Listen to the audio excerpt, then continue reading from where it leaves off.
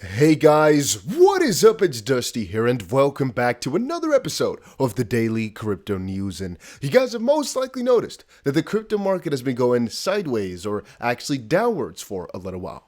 But today, Bitcoin is actually up about 1%, Ethereum is up about 2%, BNB is roughly down about nothing, to be honest with you. Cardano up about 3% and XRP up about 1.7%. And to be honest with you, Bitcoin is looking still pretty good. I mean, I told you guys about this reversal over on the weekly, and as it currently stands, it still looks as if 9 weeks of negative action for Bitcoin is the last of what we're going to be seeing. As again, right now it is Sunday and we're nearing the end of the day as it's about 9 p.m. right now over in Belgium, Amsterdam, whatever time, so +2. On the UTC it's about 7. But to be honest with you, within 5 hours to get a drop of, another $1,500 or so, it's possible, but it seems unlikely. And that is again going to basically turn it around for us. And even though it is not the bullish engulfing candle which we'd like to see, bullish engulfing would basically mean that we engulf this entire red candle with another green candle, fully enclosing it, basically citing a very nice reversal. It is still very juicy to see that the charts are not leaving us alone here. All right, we're still at least seeing some sort of reversal, and this final green candle, which is hopefully going to turn everything around. Maybe we're seeing something akin to what we saw exactly 1.5 year ago, back in January of 2021, where again, even though the reversal candle was not so bright, not so crazy, it also had some very nice shadows on there. But generally speaking, the price action to follow was very positive. Now, over on the shorter term, and this is very key though, we have actually not turned extremely bullish just quite yet. I told you guys when to take the trade, right? And the moment we take the trade is the moment that we get this bullish confirmation above about $30.5 or $30.6 thousand, and we have not gotten it yet. And again, there's also another chart here to watch for. Theoretically speaking, we should be again buying this bottom right now, opening up a long position for all the way up to about 36,000 or so. This is still what I expect to happen for Bitcoin in the near term. And even yesterday, the day before, I was telling you guys, this is still what I expect. This is like the bottom of all bottoms, unless things start to really break down, really go crazy. But that would also showcase Bitcoin breaking down yet again over on the weekly, which is not doing. So honestly, as it still stands, as it currently stands, I'm expecting the reversal to continue on forward to get some green candles over the next couple of days here. And longer term, I'm expecting this little turnaround to actually hit $40,000 as a base, then most likely see some rejection or some resistance before hopping on over and hitting still about $75,000 or so before the end of the year, as what I see highly likely.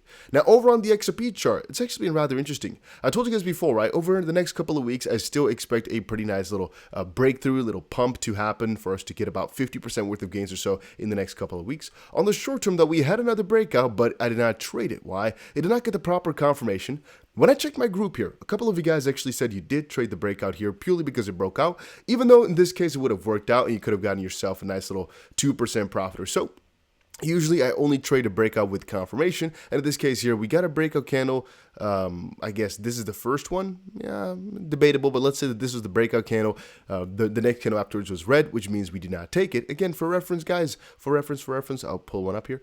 This was a breakout candle. This was the confirming candle. This is the breakout candle, this is the confirming candle, all right? You basically have the breakout candle closing the green, and the next candle afterwards also be green. That's when we take the trade. Again, that is only in some specific structures that we draw. It's not actually just always like 2 green candles in a row, let's trade it. But with the pattern that I've described to you guys before, it works very freaking often to trade these breakouts. All right, it works very freaking often. So one of the strongest ones to go for, and this one is most likely to be a it's going to be, let's just say like this is going to be a crazy trade if we do manage to pull it off here.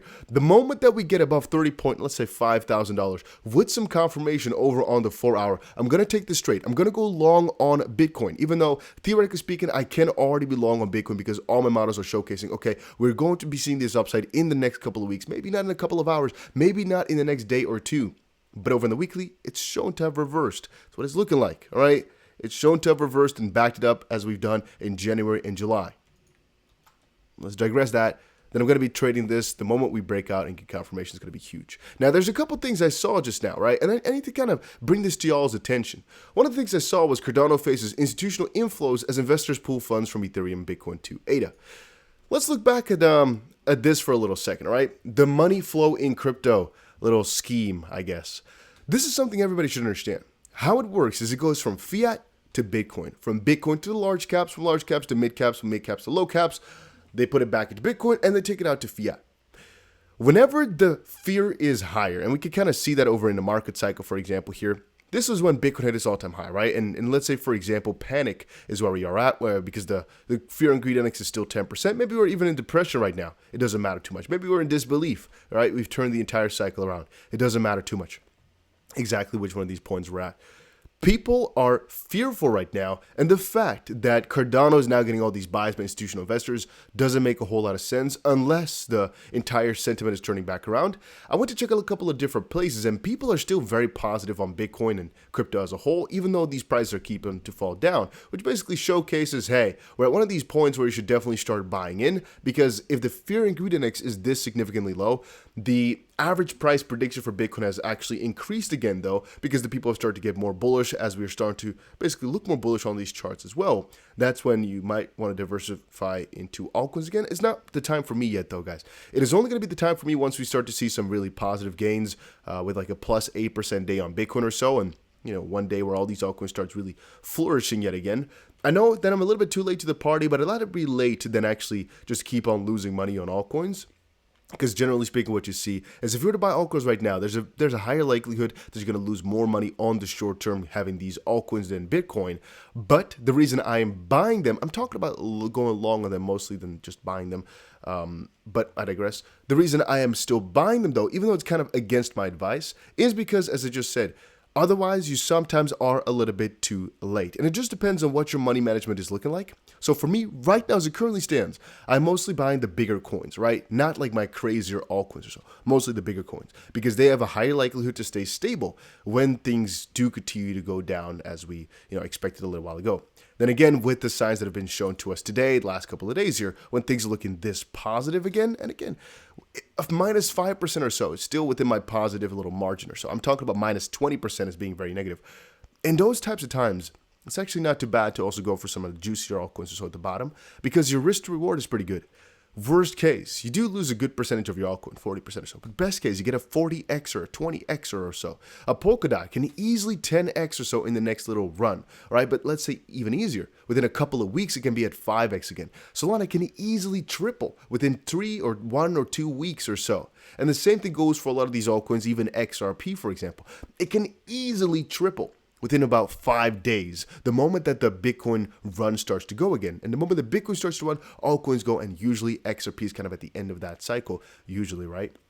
Very freaking often, but a lot of these altcoins will just follow after Bitcoin because, again, this is how it works. People take their money from their bank account, put some of them into a Bitcoin or some easy to grab currency. Sometimes nowadays it's Ether or even XRP, but mostly Bitcoin. Then diversify into an XRP and Ethereum or so. Most people that get these altcoins though have already bought themselves some Bitcoin, and then they diversify it into the riskier assets again. And then from risky things, they profit back to their traditional asset that they know and love, and then they store it back into their fiat. Some of these people, but you guys get the drift. So again, plan once Bitcoin starts to go up a little bit, and basically get ourselves some confirmation, we start to open a long position like crazy. I'm going to put a lot of money into this, and our stop loss, I will determine at that point, but it's mostly going to be somewhere at around 29 point something thousand, 29.9 to 29.85, something like that. To keep a kind of tight stop loss here, purely because, well, we want to continue on with the breakout, and the moment we fall below again is when this basically gets invalidated. We do want to keep some margin of error, though, because wouldn't it have been too bad if we actually did not get stopped out of our trade right here at 29.2, right? And from that perspective, it just depends on what type of leverage we are using. The lower the leverage, the lower we can put our stop. It would potentially even be fine to put, I guess that's a little bit too low, right? To put it at 28, but we'll see how that goes depending on how quickly we start to move. I expect us to have a couple of hours to make up my mind on that regard. Regarding XRP, we did not get the perfect breakout here with the confirmation, even though most charts are showcasing that XRP is still going to pump over the next couple of weeks, and hence I've actually bought a good chunk of it, but a little while ago already. Right now I'm just stacking up with some Bitcoin because it's been a long while since I ever bought any Bitcoin. It's been like months or so since I bought Bitcoin. I've been buying alts. Need to kind of stack up on some just to not be left behind. And at the end of the day, though, I believe most of these things will turn around over the next couple of weeks and see a crazy, huge pump.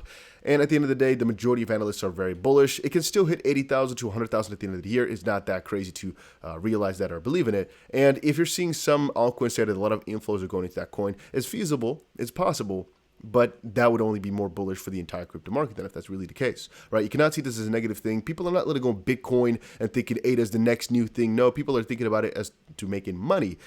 So that would basically mean that the overall thought about cryptos a little bit better, because this little scheme always applies in every single scenario. All right, it's not that Cardano is all of a sudden better than Ethereum. No. They just want to diversify into quote unquote riskier things, as Ethereum is still a lot less risky. Little disclaimer right there. I'm not saying that Ethereum is the best asset. I am saying that following our history here, Ethereum has been less risky / less volatile than Cardano, and I think that will continue on to go. So if people are hoarding Cardano, specifically institutional investors, then that basically means something really bullish for the crypto market. So I'm excited. Even though you might not see it from me right now, I'm pretty damn excited.